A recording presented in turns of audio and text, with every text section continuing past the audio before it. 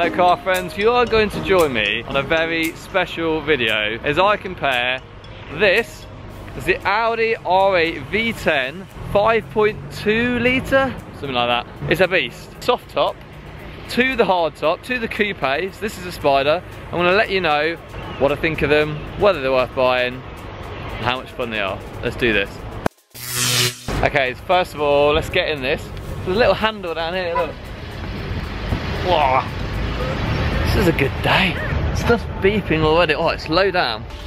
Boys and girls, if this is your first time in an Audi R8, let me know. If you do like this video as well, just let me know what you liked about it, what I could improve. Subscribe, stay with me for the journey. I'm often getting in a lot of supercars, a lot of electric cars, so do subscribe now. Go and hit that subscribe button. Yeah, just let me know what you think. But this is, first of all, the Spyder, and I'm going to give you some stats.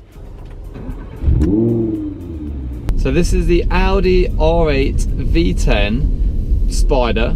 It's got a 5.2 litre V10 engine, as we've already discussed. There's a 0 to 60 of 3.6 seconds and a top speed 197 miles an hour, so it's fast. It's about £136,000 roughly on the road. This one's about 146 because it's got a few optional extras. And I'm going to try and give you a real sense for actually what it's like to drive. I'm going to get told off here. Is it the lights? Yeah, they always do this to me and I never know where they are in an Audi. That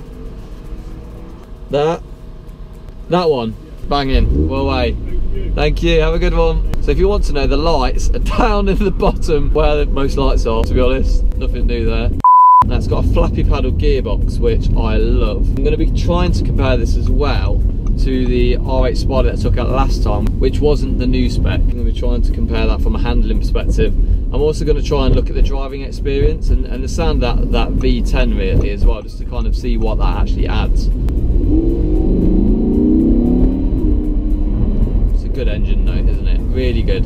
So one of the things that they have really worked on is that V10 engine. I could be wrong, but I believe it's the one from Lamborghini. So obviously Audi and Lamborghini kind of own together.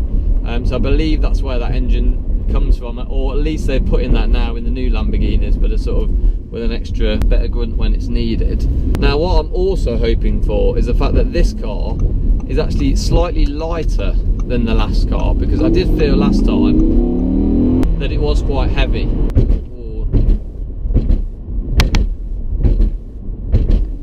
And the reason I felt that really was because when we were driving it just felt a little bit sluggish, just purely because of the weight of it, nothing more. But because it is a lot lighter, it should be faster as well. I'm also in the wet.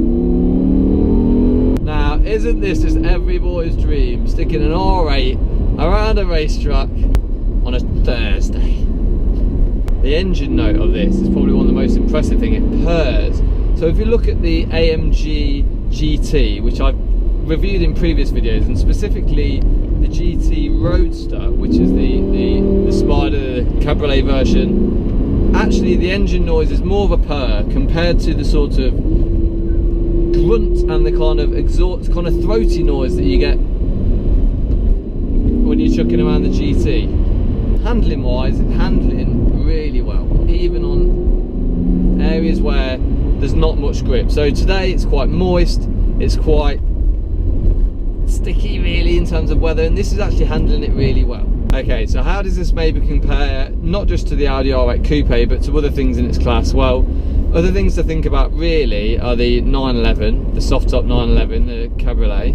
I think for the money this one looks a bit better, and this V10 5.4 litre V10 is on point. I think the sound that you get from this car is probably a lot nicer than the 911, and I think in terms of just the way it looks and what people's perceptions are of it, this car stands out above that. You then got AMG's GT Roadster and the GTC Roadster, which again, I mean that would be where there'd be a difficult choice really, because between the two, the GT Roadster's got a better engine note, I think. I think visually inside there's less going on in the GT. Whether that's a good thing or not, I'm not too sure. I think the quality of the GT kind of comes out and it stands out. Whether the Audi's got that or not, it feels a bit more like an Audi. Again, I don't know whether that's a good thing or not, I can't quite decide, but I think price wise they're pretty similar, so you are, you know, you really are looking at those two things.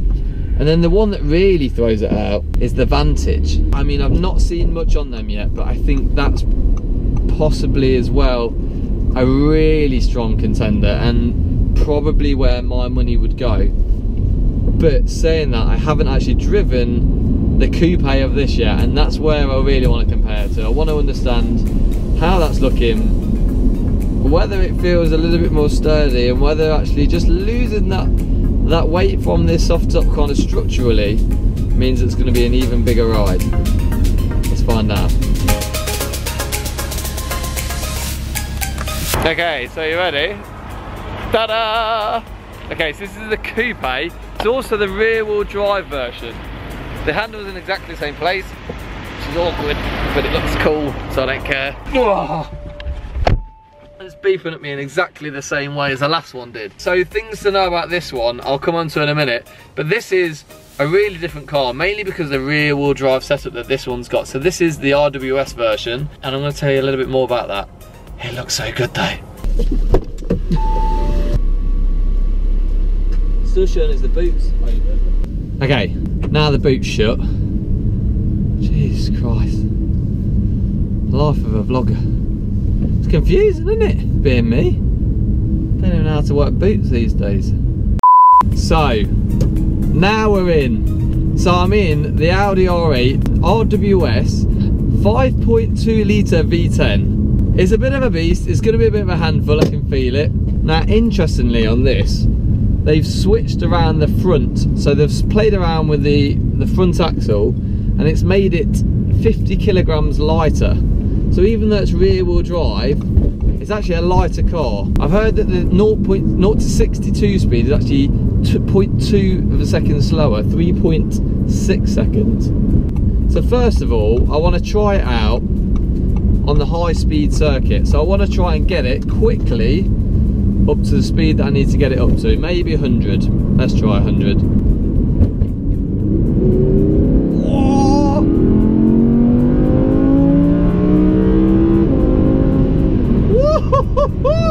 Okay, that's 100. That is fast. All in about one gear as well. Do you hear it? I'm going to do that again. I'm at 40 now. Pinned you! Pinned! 100. The driving experience in this, so different from previous generations. So different. The power throws from the back, so you're being pinned back to your seat.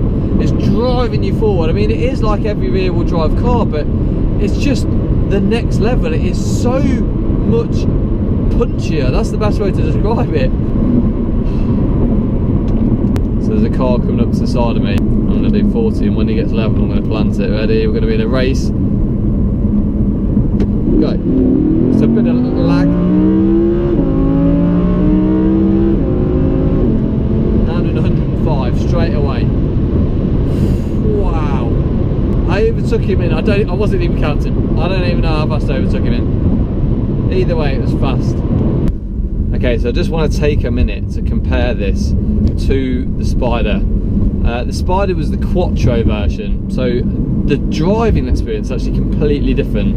In the Quattro, it feels a little bit more balanced when you're putting power through, so when you're planting it, you just feel like the car's going where you want, where with this one it does feel like it's kind of pushing you from the back.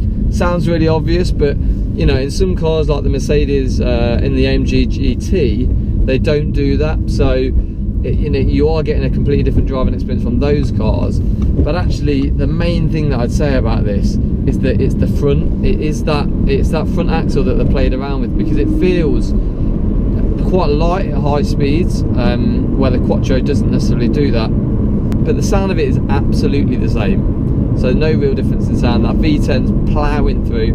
I think visually they've made some differences. So the side panel from behind where I'm sitting now, that looks quite different, and that's just because they put like this, I think it's called a satin black panel on there. So rather than it being kind of colour coded or carbon, it's black, which kind of gives the car a little bit of different look. I think they call it a side gill. I don't know, I'm making it up now. Side blade, that's what they call it. Other blades are available. So £136,000, which one would I have? Well, things to think about here are, like I said, you've got the 911, you've got the GT from AMG, you've probably got the GTR in that group as well, because let's be honest, they're kind of in that same bracket. So the Mercedes AMG GTR is kind of in that same ballpark. And you've got the Vantage, the new Vantage. Such a difficult one. I think investment wise, the Vantage would hold its value. I think the Vantage is probably going to be a future classic. So that was an easy one there. I'd probably, you know, if it's for an investment, I'd probably choose that. The Mercedes as a driving experience is incredible, but I'm not too sure it's got the looks of the Audi R8. I think the R8's got a bit more charisma to it, let's say. I think the Mercedes fits in a little bit more, where the Audi R8 always stands out. But the engine in the GT sounds just that little bit better, in my opinion. Sounds a bit more throatier rather than a purr. And the 911, it's got a fandom, but it's not for me. I love the Cayman, but it's just not. I don't see these cars in the same category, I really don't. And so for me, it really comes down to, do I want a soft top or a hard top? And I think I would take the hard top, because I think the driving experience in this is more rounded. I wouldn't necessarily go for the rear wheel drive option, actually, because I think the rear wheel drive changes the driving dynamics so much that, I mean, I just feel that the Quattro system was fine already. Don't play with it, you know, it works. So for me, I'd go for the V10 Quattro. I wouldn't go for the V10 rear wheel drive. I think that's probably where I'd leave it. Thank you guys for watching. If you know someone who is thinking of buying on R8, make friends with them, because it's going to be a good day for them. But make sure you do share this video with them as well, because I'm sure they'd like to see it. Thank you guys for watching. Give this video a thumbs up if you've liked it. I'll try not to run over everyone in the Audi camp. Thank you guys for watching. If you haven't subscribed, go do that, and I will see you next time.